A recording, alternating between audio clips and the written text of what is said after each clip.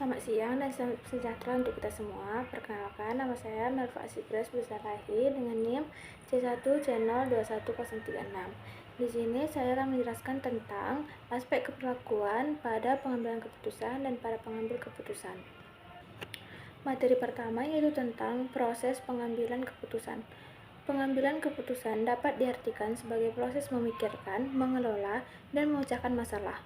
Dalam organisasi, pengambilan keputusan merupakan proses memilih di antara berbagai alternatif tindakan yang akan berdampak di masa depan. Materi selanjutnya itu tentang motif kesadaran. Yang pertama, keinginan akan kestabilan atau kepastian, menegaskan adanya kemampuan untuk memprediksikan. Keinginan akan kestabilan menegaskan adanya kemampuan untuk memprediksikan. Ini menjadi pendorong bagi keinginan kita untuk membuat bagian-bagian dari konsep yang cocok satu sama lain secara konsisten. Motif ini mengaktifkan baik pikiran sadar dan bawah sadar untuk membuat masuk akal suatu ketidakseimbangan, ambigu dan ketidakpastian informasi. Yang kedua, keinginan akan kompleksitas dan keragaman. Motif kompleksitas menimbulkan keinginan akan suatu stimulus dan eksplorasi serta mengaktifkan pikiran sadar dan bawah sadar untuk mencari data baru dari ingatan atau lingkungan, kemudian menyeimbangkannya dan mengaturnya dengan motif. Nah, materi yang selanjutnya itu tentang jenis-jenis model proses. Yang pertama, model ekonomi. Rasional sempurna dan dalam suatu organisasi terdapat konsistensi antar beragam motif dan tujuan. Keputusan tidak bergantung pada preferensi pribadi, melainkan didikte oleh tujuan organisasi yang kompeten. Yang kedua, model sosial. Model ini kebalikan dari model ekonomi, karena model ini mengasumsikan bahwa manusia pada dasarnya adalah irasional dan keputusan yang dihasilkan berdasarkan pada interaksi sosial. Yang ketiga, model keputusan Simon. Model ini lebih berguna dan praktis karena didasarkan pada konsep Simon tentang manusia administratif yang memandang manusia sebagai makhluk yang rasional dengan memiliki kemampuan untuk berpikir, mengolah informasi, membuat pilihan, dan belajar. Materi selanjutnya tentang pengambilan keputusan organisasi. Yang pertama, perusahaan sebagai unit pengambilan keputusan. Suatu perusahaan dapat dianggap sebagai suatu unit pengambilan keputusan yang serupa dalam banyak hal dengan seorang individu. Masalah keputusan yang dihadapi suatu perusahaan begitu banyak dan kompleks. Yang kedua, resolusi semu dari konflik. Suatu organisasi adalah koalisi dari individu-individu dengan tujuan yang berbeda yang seringkali menimbulkan konflik.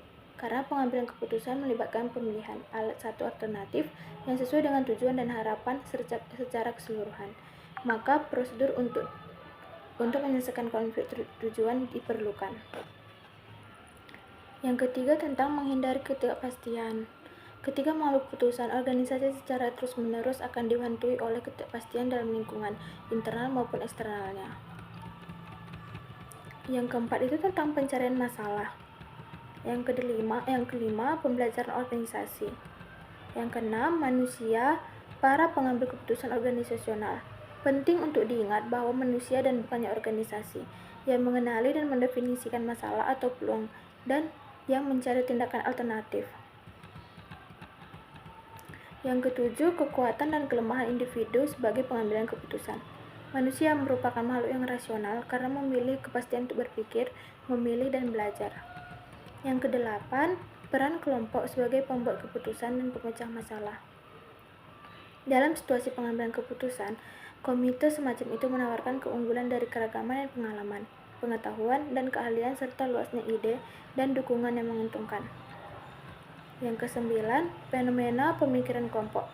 Pemikiran kelompok menggambarkan situasi di mana tekanan untuk mematuhi mencegah anggota-anggota kelompok individual untuk mempresentasikan ide atau pandangan yang tidak populer.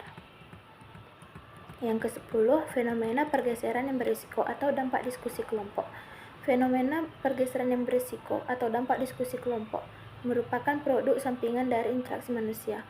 Hal ini dicirikan oleh kelompok yang lebih memiliki alternatif, yang lebih agresif dan berisiko dibandingkan dengan apa yang mungkin dilakukan oleh individu-individu jika mereka kesendirian. Yang 11, kesatuan kelompok. Kesatuan kelompok didefinisikan sebagai tingkat di mana anggota-anggota kelompok tertarik satu sama lain dan memiliki tujuan kelompok yang sama. Yang ke-12 yaitu pengambilan keputusan dengan konsensus atau konsensus versus aturan mayoritas. Yang ke-13 yaitu kontroversi yang disebabkan oleh hubungan atasan bawahan. Dan yang ke-14 yaitu pengaruh dasar kekuasaan. Yang terakhir yaitu tentang dampak dan dari tekanan waktu.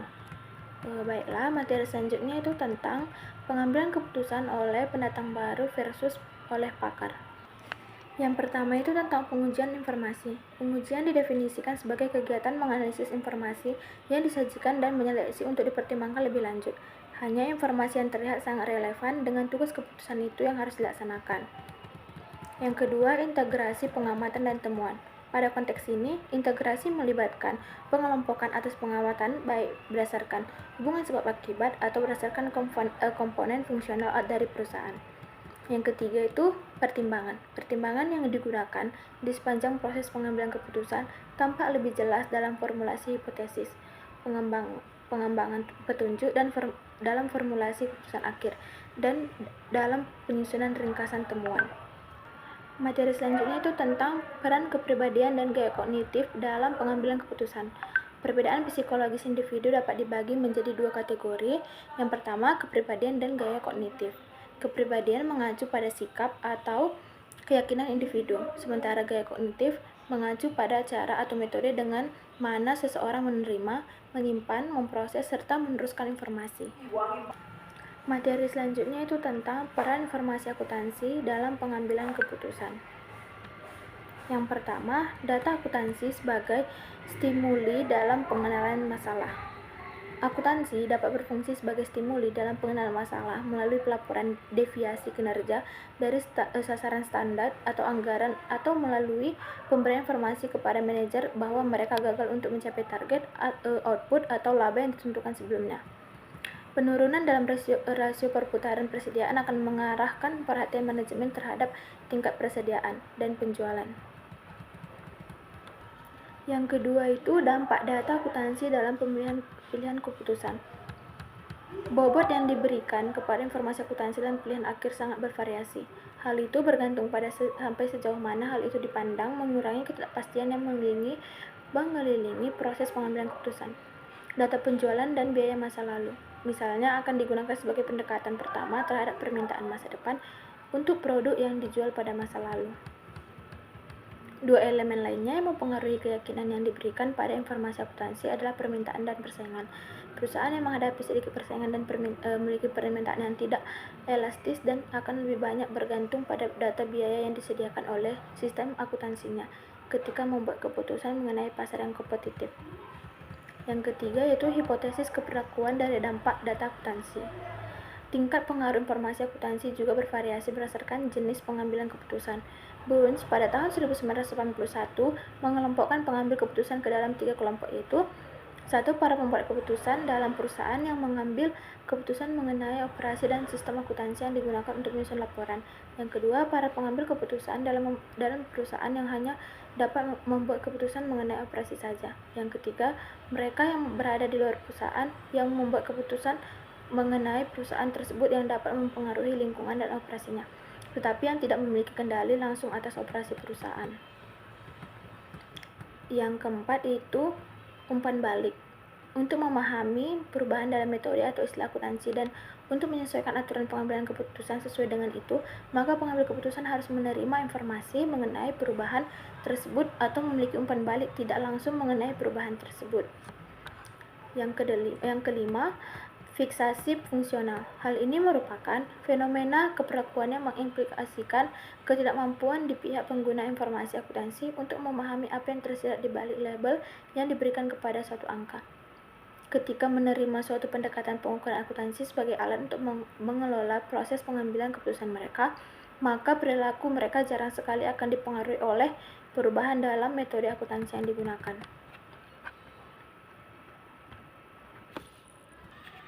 Cukup sekian materi yang dapat saya sampaikan. Apabila ada kesalahan kata, mohon dimaafkan. Sampai ketemu di materi selanjutnya.